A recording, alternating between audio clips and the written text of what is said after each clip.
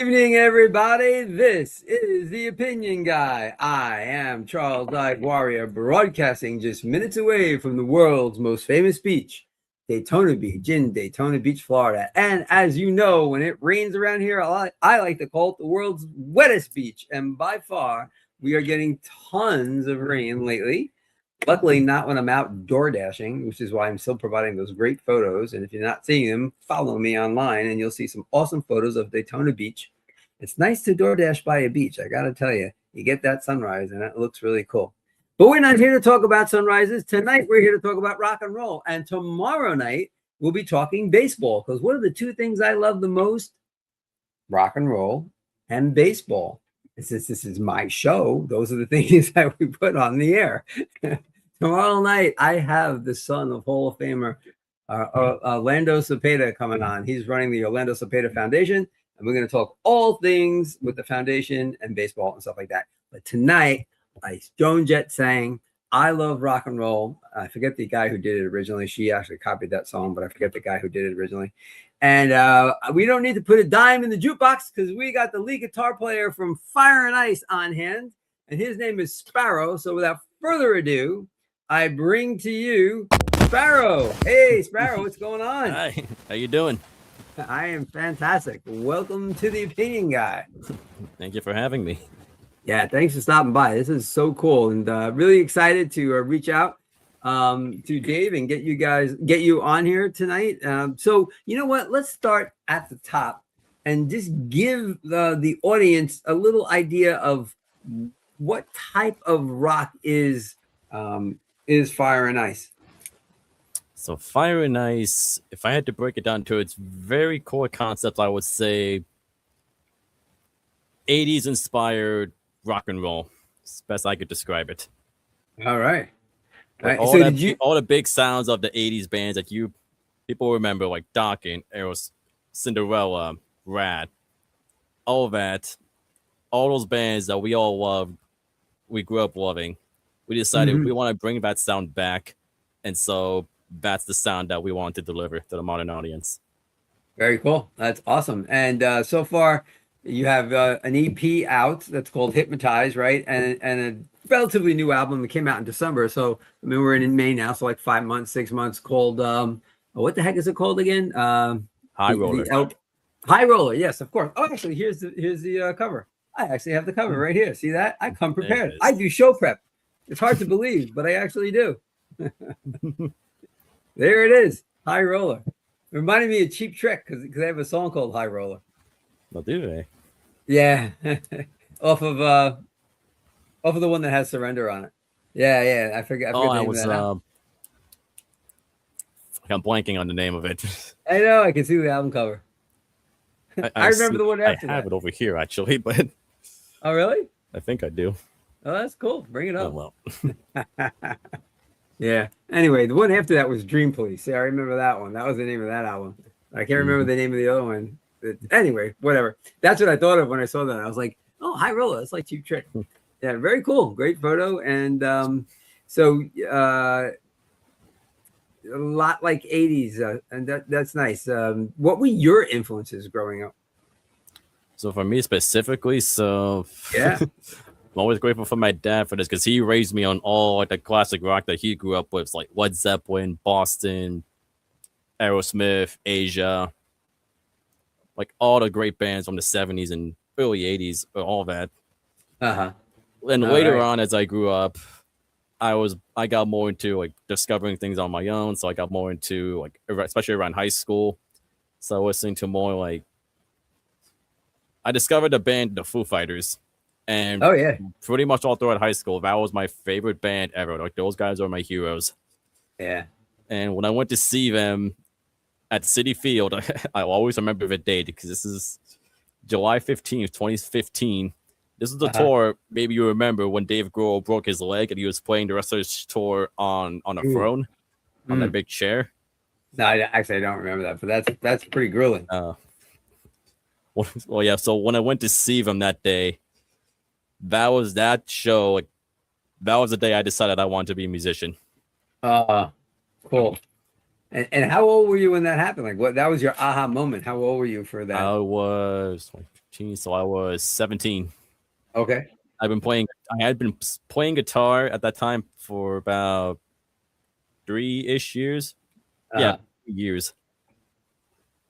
Well, still relatively new. so was it like just seeing him on stage doing that, or was it the show that they put on? Like, what was that where you went like, I want to do this? What was the? It was. It was a very specific moment during the show. So they Uh, have this. They have this song. I don't know if you're familiar with their songs, but they have this song yes. called "My Hero." Yeah, sure. Yeah, I know it. Yeah. So like when they were doing that song, they did something special. They went out into like there was like this walkway towards like further into the crowd. So Yeah, they came out all the way into the middle and they did like an acoustic version of it. nice. And the way just a more like intimate version of that song, like Virgo's and the words and just seeing how the crowd reacted. It, it just it's hard to describe just the exact feeling I had. It was just overwhelming. Of like, oh my god, like this is amazing. And I decided right there, that's gotta be me on that stage one day, doing the same Wow. exact thing, like entertaining like all these different people, having a good time, and just playing music that I love. Yeah. That's awesome. I mean, it's really cool to hear musicians talk about that. Like Paul Stanley will always talk about, and he'll always qualify it by saying he never thought he'd be the Beatles, but he saw the Beatles on TV and he just knew he was like, I can do that. Like I can't maybe not be the Beatles, but I can control an audience. I can do that. Like that aha moment. That's so cool. And the whole scene, like a concert at Citi Field, like you're outdoors. Citi Field, for folks who don't know, is where the Mets play. So it's an outdoor baseball stadium.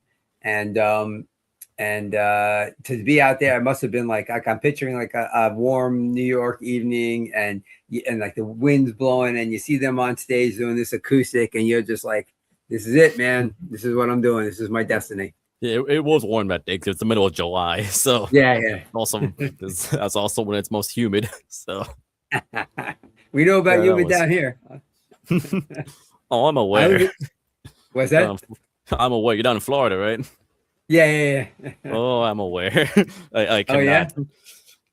I love Florida, but I could not deal with the humidity. I don't like it at all. I actually love it. I lived in New York pretty much my whole life. Well, now I've been down here for like 6-7 years already, but I lived in New York for 55 years, and I was warm like 2 months of the year.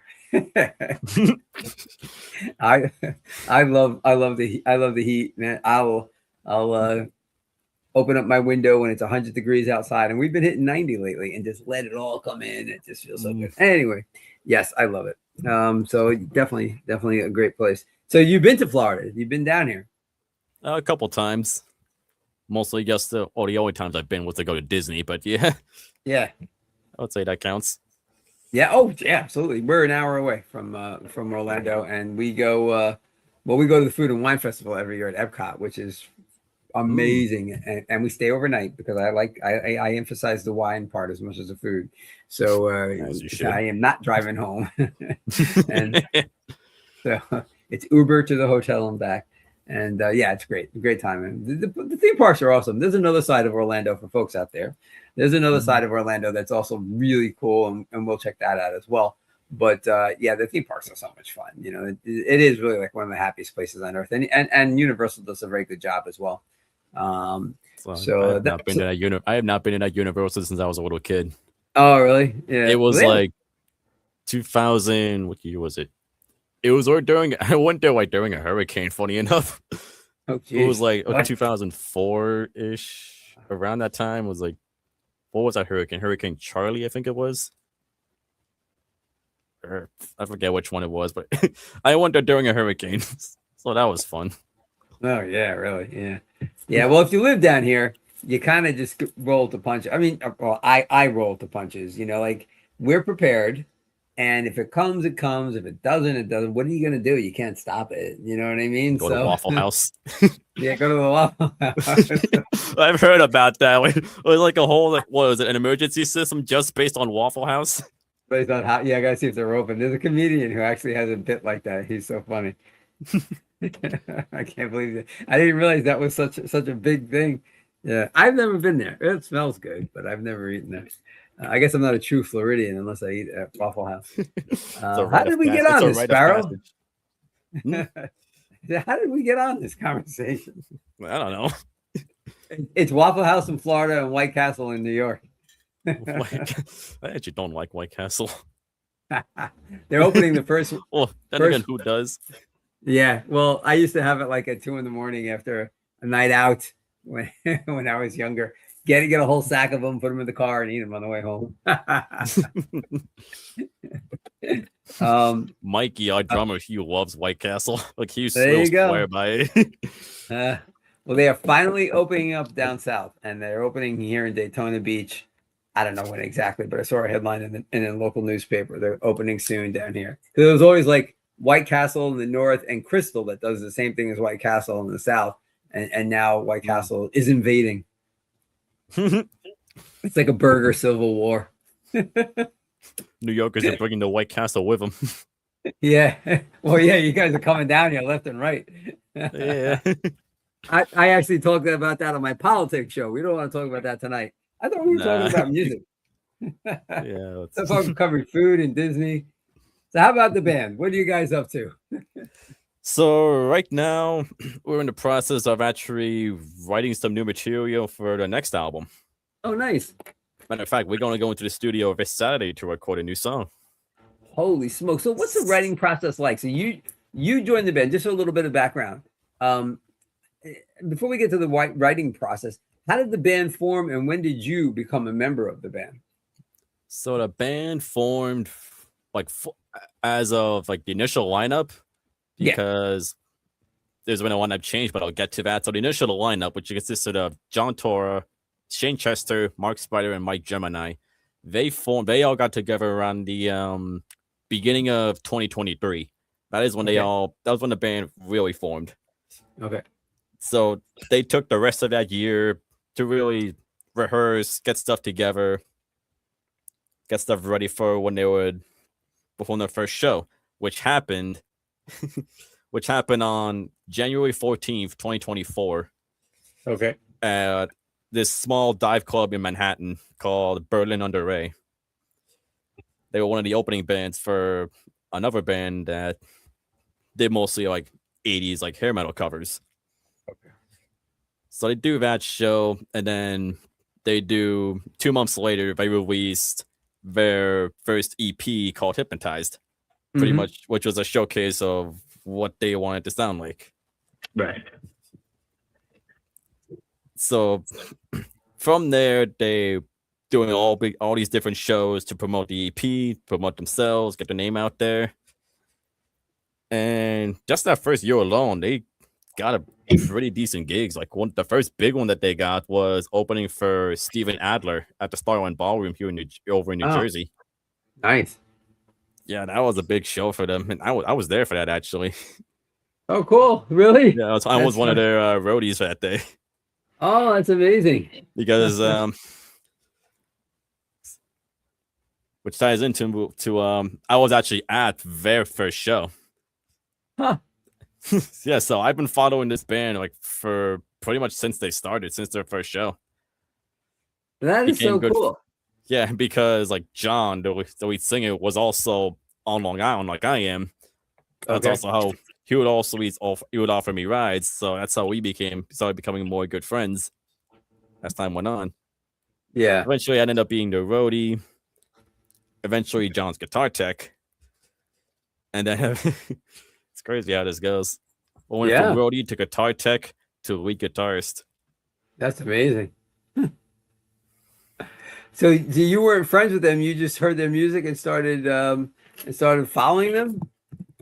Well, so like a couple of weeks before that first show, I went to see a different that other band that I mentioned that did 80s covers.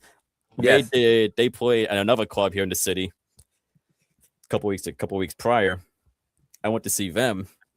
Okay. And somebody that I met there told me about, hey, there's this band from you should come see these guys in a couple of weeks. They're there's this band from Long Island gonna sound like 80s covers. I'm like, wait a minute, what? Like, I didn't think like and band from Long Island doing like 80s style music. Like, I didn't think that would exist nowadays. Yeah. So I'm like, absolutely, I'm gonna go check this out. And it ended up being that was Fire and Ice. That's so cool. So the other guitar player, left, and then they just said, "Hey, do you want to audition?" So Shane, he actually funny. Get this. So Shane wanted to leave because he didn't want to be in the band anymore. He wanted to pursue other interests, pursue other music. Uh-huh. So it was no bad blood at all. We're still good friends with Shane. He'll always be part of our family. But what's interesting was he handpicked me to replace him. How about that? Because at the same time, while I was like big friends with Fire and Ice, I was in this different band within our local like New Jersey, New York, maybe 80s metal scene. Yeah. It was a band called Chains and Leather. We mostly it was a cover band, and we mostly did covers of lesser known like obscure bands from the 80s. So like Manila Road, Liege Lord, Randy, Shock Paris. Like really obscure stuff, but we all really liked it. So I was doing that for a while, and then eventually, this was actually John's idea once because he wanted to do it. He brought the idea to us. So hey, why don't we do a Wasp tribute set where we just cover Wasp songs? And me knowing I absolutely love Wasp, they're one of my favorite bands. So I'm like, absolutely. Really? I'm like, hell yes, let's do it. Yeah. So we set that up. We actually managed to do it. We co-headlined that show with Fire and Ice. So it was us doing the Wasp set and then Fire and Ice. Yeah. So we do that show. It goes great. The other thing is John was fronting that tribute show. Mark was also on bass. So it was pretty much half a Fire and Ice, half a Chains and Leather for that show. Yeah. The day after that show, I got a call from Shane, and he was telling me that I'm thinking of like leaving Fire and Ice to do something else. I'm like, oh shit, that took me back because I thought, oh my, that's crazy to me. Yeah. And then he told me that like, yeah, but I want you to take my place, which I'm like, wait, what? I'm not worthy. I'm not worthy. I'm not gonna lie, I kind of felt that way a little bit. Because Shane is an amazing guitarist. I always say that about him. So he's like, yeah, I want you to take my place. I want you to audition for them. I know you're gonna do great. So I'm like, oh my god. So absolutely, like, these guys are not just like a band that I love. These guys are also at this point my good friends. Yeah. And like be asked to like take his place in a band like this, it's like, absolutely, I'm honored. I will take it. Mm-hmm. So throughout the next couple of months, I do like I don't just have the gig immediately, right? So I'd have to I do a couple of rehearsals with them, which is pretty much my de facto audition. Yeah. And from what they told me afterwards, yeah, like John would tell me afterwards, after the first rehearsal, was like, yeah, these guys, you did really good. They were very impressed. I'm like, damn. Yeah. That's a good sign. But then eventually they told me, yeah, you're the guy. You're taking it. You got the gig. Nice. Yeah. So they felt it right from the beginning. Like they felt the chemistry right from the beginning when you that first note you played. They're like, this is gonna work. It's funny that I actually have an audio recording of like that whole audition. Yeah. Yeah. You do? You recorded that? Yeah, just on my phone. Just the audio of it, the whole thing. Oh, nice. That's really cool. That's a great memory. Yeah, it is. So now you guys are going into the studio for will this be an EP or will it be the second LP? This will be the second full-length album. Okay, and you're involved in the writing process for this one. So, what is the writing process like for the band? Uh, it's not really something set in stone. It's like so for the last for High Roller and Hypnotized, the two main songwriters for those releases were Mark, our bassist, and Shane. They were the two main songwriters. Okay. And so now that Shane's gone, it's gonna be up to me and Mark. Mark already has a couple songs. Matter of fact, the song we're going to record this weekend is one of Mark's. Okay. I've also got a couple of ideas I'm working on. So it's really whoever, or if John has an idea, like whoever comes up with song ideas, we just like bring it to each other, maybe hash it out. Like he'll suggest a change here, someone else will suggest something here, we'll try this. So it's really what I like is we're very collaborative, I would say, when it comes to the songwriting process. That's good. Excellent. Yeah, I was going to say you probably have you've probably been writing all along even before joining them. So this is like a great outlet now for where you can actually get your stuff on onto vinyl. Absolutely. Well, we don't have vinyls out yet, but Yeah, we're doing vinyls eventually. Yes. And I was saying before the show, you have a great voice. Are you thinking about so, your talking voice is great. You could definitely be on the radio. Have you been doing any singing in the band? Well, thank you first of all. I've never really heard that one before, but as far as like singing leads, no, not exactly. For right now, I'm just doing a backup vocals. Yeah, I harmonizing when I can. Okay, I don't need to harmonize. Right. But well, it could be like a Kiss situation where it could be just like no, because like so that's speaking of actually good that I brought that up. So the way our band works, which I think really sets us apart, was we have like two singers in the band. So like how Kiss have Paul Stanley sing some songs and Gene Simmons sings others. Right. We have songs where John sings and others where Mark sings. Yeah. You know, it's so funny. You said that. That's exactly where I was going. I was going to be. You could be like Ace Frehley. I swear to God, I was going to say that. And Ace has told people, had told people that he never felt like he was really good at singing, and he was just like, and I'm paraphrasing, but like he's just like faking it, And if you ever, but I mean, "Shock Me" is a great song, and so, he got the job done for sure. "Rocket Ride," it's all good stuff. Hard time. Apparently, from what if I remember right, wasn't it like Ace had to record a "Shock Me" just like he was like the lights are off, he was just laying down, he just recorded it like that. Oh, did he really? I didn't know that. I think it was something like that. Freaking drunk. No, he was just so shy. Like he had like nobody in the room. He was drunk.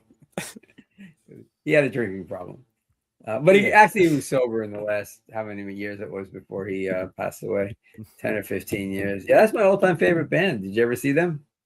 No, I never did. It's what's crazy? I was like very, very late to the Kiss train. Okay. I'm talking like a month before Ace died. That's when I finally got into Kiss. Yeah. Brand new. You got a little bit of a catalog to catch up on. Yeah. What happened was just for the longest time, I was like one of those. I was one of those like. Can I swear on here? What's that? Yeah, of course. You can say whatever you want. I was one of those assholes that just wrote off like, Kiss are just a fucking gimmick or whatever. Who cares? But then one day I'm at a local record store in the city. I'm just like, and I see Kiss's debut on cassette. I'm like, my bassist and my other bandmates love Kiss so much. I never really gave him like an honest chance, so I figured, fuck it. The cassette's like $8. So I'm like, might as well bring it home, listen to it, actually see what Kiss is about. Yeah. Well, they're early. I mean, in their early day, that album, of course, is great, and there are songs on that album that they played right up to the end, like "Black Diamond" and "Deuce." "Deuce" is one of my all-time favorite songs. Deuce, Cold J, and Strutter. Yeah, I liked a couple Kiss singles. Like "I Was Made for Loving You," Strutter, Detroit Rock City. Like I knew about the hits, but like never like the deep cuts. Deep cuts. Yeah. I can go on. I love them. I actually have Paul Stanley's rose tattoo on my arm over here. Oh, really? Right up, right up there. That's underneath. It says writer in Hebrew, but that's his rose, and he has it on his left arm. Nice. Yeah, I love them to death, and I wanted to get something, to signify that. But I didn't want to get their faces or something like that. I want or the name. I wanted something that could mean different things to different people. You know what I mean? But if you're a Kiss fan and you see that, you're gonna be like, "Is that Paul Stanley's rose you got there?"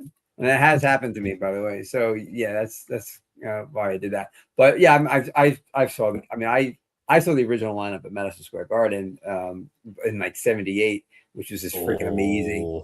I know, man. Yeah, and even when the original lineup got back together in '96 and they played the Garden, it was still like the most amazing. There was, even though Ace and Peter weren't good for the long run, like Gene Simmons would say, that they're good for sprinters, but they're not good there for the marathon. That chemistry, and Bruce Kulick was great, and Tommy Thayer and Eric Singh. There was no chemistry in Kiss like those original four. Absolutely incredible to see them together. A whole different level of that band. And the music, through the generations, it was great. The last couple of albums, like most bands after a while, aren't so hot, but they just, I love them to death. I can go on forever. They're like in my DNA, like I love a lot of music and a lot of bands, but when they come on, simply the best in my opinion. Who's your favorite band? I've got three actually. So my top three are like Megadeth in this exact order: Megadeth, the Ramones, and Wasp.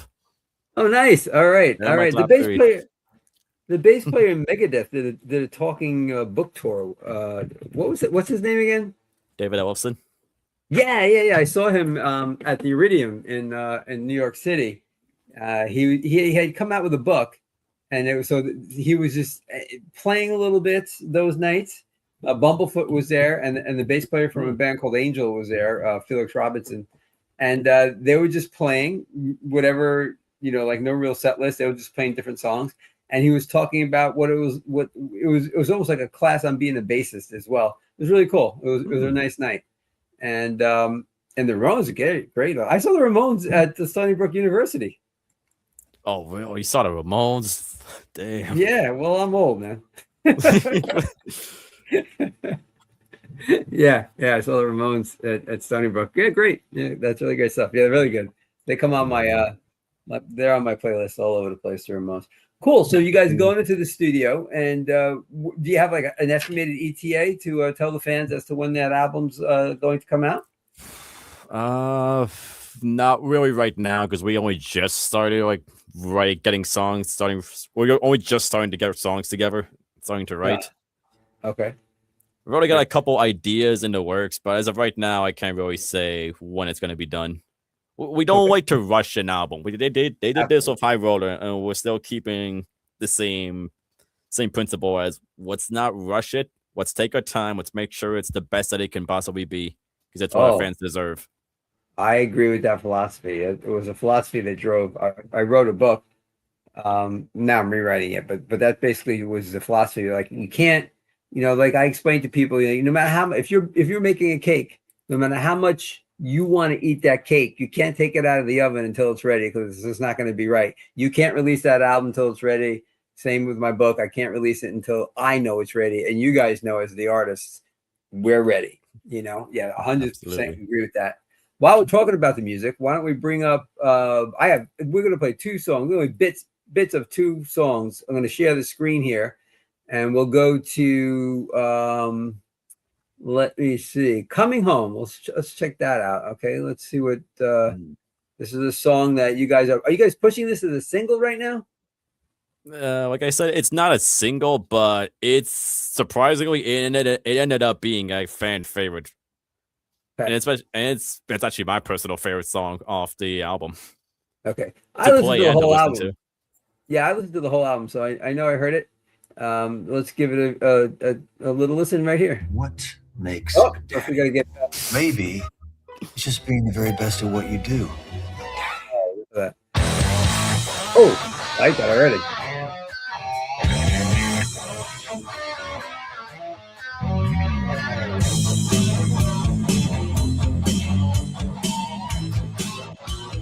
really hard driving.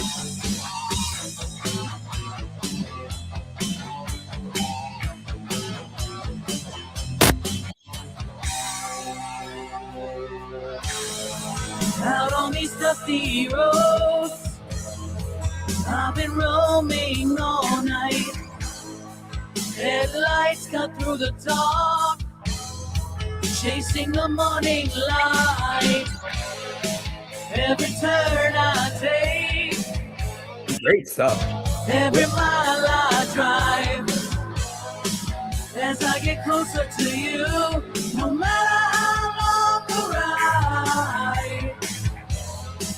With your face on my mind, as I ride through this night, through the fire and rain, and all the time we're away. Yeah, hold on, I'm almost there. Don't go, I'm coming home. Every mile I take, as I get closer to you, no matter how far I am, I'm coming home to you. Great stuff. That was awesome. I like that right there.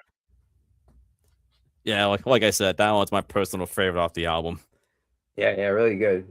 Yeah, definitely have that 80s sound. I love it. There are a couple bands out there doing that or something very close to it. I don't know if you've heard of Wicked. They're from Rochester. But yes, we have heard of Wicked. Yes, they're Well, amazing. Wicked. I'm sorry? Yeah, there are several bands around here nowadays. Yes. It's not just us anymore. Yeah. Wicked actually was my first guest on the show. I used to see them all the time in New York. They're amazing individuals as well as a great band. They come down to Florida every now and then, and I have seen them down here as well. They're just great people. Yeah, absolutely. If you guys could ever play with them, I'll probably be at the show. I think we've tried asking them to play a show together once, but it just never worked out. Oh, really? Yeah. So never say never. It could happen someday. Yeah, exactly. Yeah, of course. Yeah, absolutely. Another one I'm going to throw at you, and let me know some 80 bands that you think me and the audience should listen to. Gunshine. They're from Florida, but they've toured with Steel Panther, opened for them. They've opened for Buck Cherry. That's where I saw them when they opened for Buck Cherry. They're awesome. I've been seeing them like once a year. They come through, and I'll see them.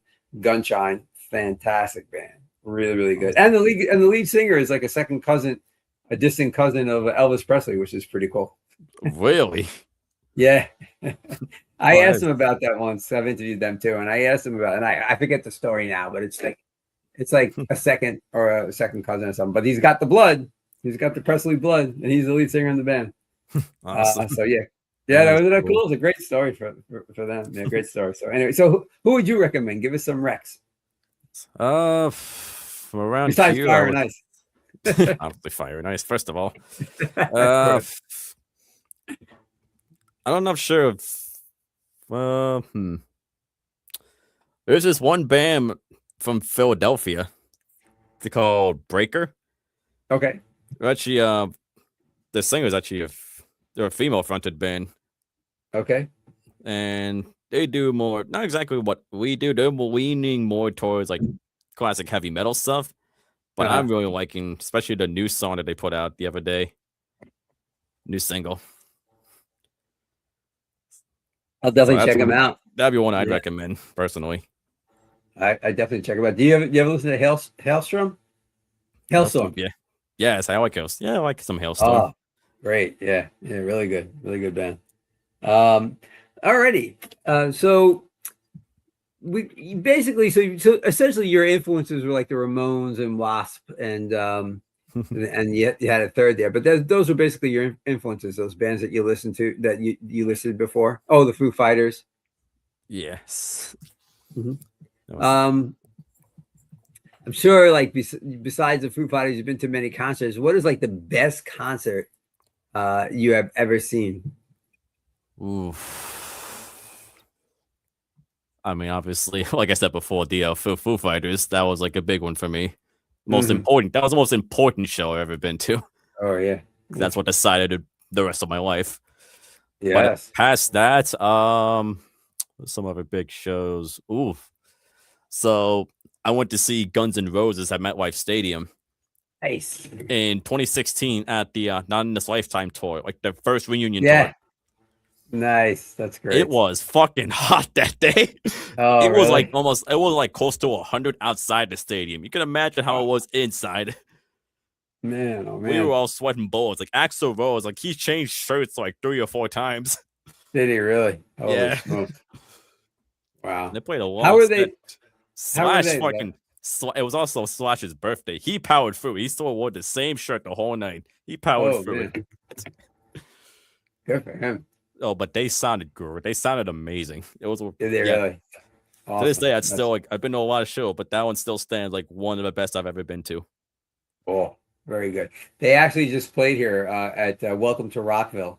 That's only about 10 minutes from my house in Daytona. And they headlined one of the 4 nights of the festival. And in the past, I've gotten media passes to go to it. So I tried to get a media pass. I emailed the wrong person. and then I was just like, that would have gone. The night I was going to go, Jason Bonham's son. Wait, I get that mixed up. John Bonham was in Zeppelin. Jason Bonham's the son, right? He has the tribute band to Zeppelin. I'm sure you know. Buck Berry played that night with Jason Bonham's tribute band. Guns N' Roses and Alice Cooper were all playing that night at the festival. And I'm like, all right, I'll go that night. So I emailed somebody. It turned out to be the agent of a band I interviewed, not the person related to Rockville. And I never followed up after that. I was just like, got lazy. Oh well. Yeah, so I never saw Guns N' Roses. That's my never saw Guns N' Roses story. Because back when they first came around in the 80s, they would go on whenever the heck they wanted to. Like they would go on like 10 at night if they wanted to. Like whenever those infamous stories of Axl. Yes, and that's actually I actually find that incredibly insulting, right? Like Kiss was like, if we tell you 9 o'clock, it's 9 o'clock. We're not screwing around with you guys. We know you paid your money for a certain show at a certain time, and we're going to do that. And I feel like every band should do that because it's respecting your fans. You know what I mean? You don't keep your fans waiting 2 hours just because you don't feel like it. So I was really ticked off about that. I love the music, but of course they grew up and they don't do that anymore. And I would definitely go see them, but it just didn't work out this time. Yeah, awesome. That's really cool. Great, great. You've seen some good shows, for sure. Foo Fighters and Guns N' Roses. Guns N' Roses. Yeah. I went to see also. Who was on that bill? I've seen at Jones Beach. I've seen Boston, Heart, Cheap Trick. Matter of fact, I actually got to meet Heart because I got VIP for that show. Very good. I got to meet and take a picture of Ann and Nancy. Nice. That's so cool. Sweethearts. They're both sweethearts. Yeah. Oh, are they nice people? Yes, they are. That's awesome. That's so good when that is the case. You know what I mean? Yeah, absolutely. Yeah, I saw Cheap Trick again back in the day. I haven't seen Cheap Trick since the 80s. But yeah, they were phenomenal. I forgot where I saw them now, but they were really great. Yeah, great band. I love them. So I had another question for you here, and this could be you speaking for the band or you speaking just for yourself personally. But what is success in the rock industry now? So like back in the day, we're talking about bands like 70s and 80s. And Paul Stanley would always say he would always say that one day he's going to headline Madison Square Garden. That was success, selling out the Garden. So is selling out and headlining the Garden still the epitome of success, or what defines success for you and or the band right now? Don't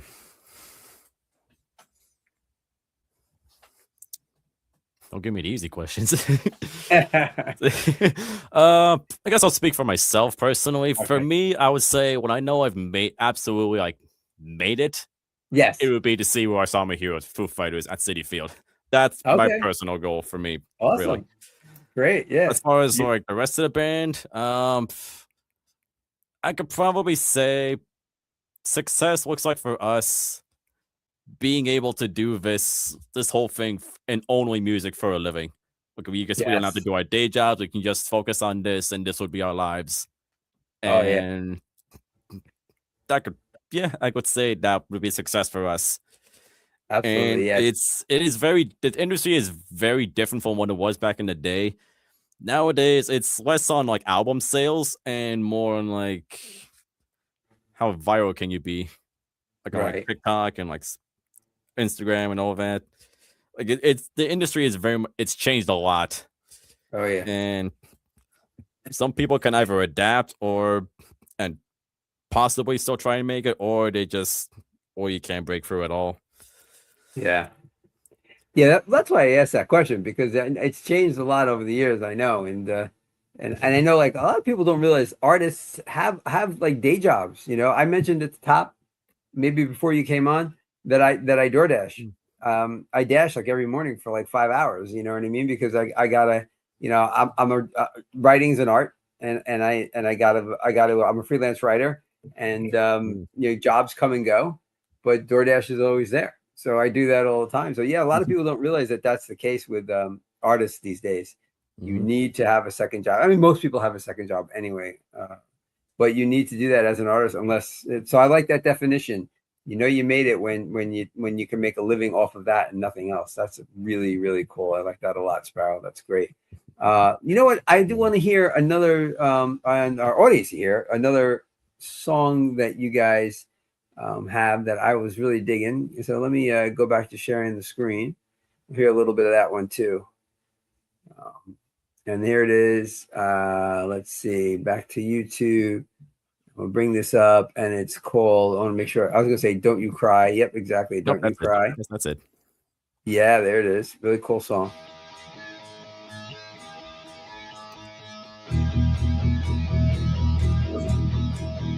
Wow, this song's great. You gotta hit subscribe too.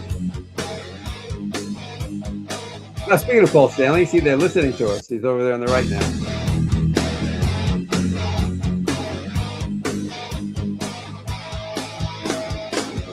Every time it's the same when I gaze into your eyes, and when you're looking at the stars above. That's a great riff right there, man. Wanna fly. I know you want to fly into the moon. I know it too, because I'll do the same for you. Don't you cry, my love. Love it. That's really good, man. Don't you cry, my love. When you're alone, I'll be there.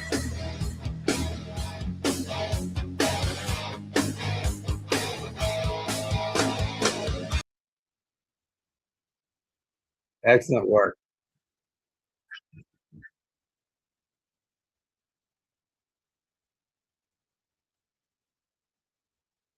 Sorry. All righty. I was on Great mute, sorry. stuff. So, yeah. So I was gonna say, when you I was gonna say, joined, I was gonna say my mic was muted. Yeah, we all love that song. That's one of the ones that Mark wrote.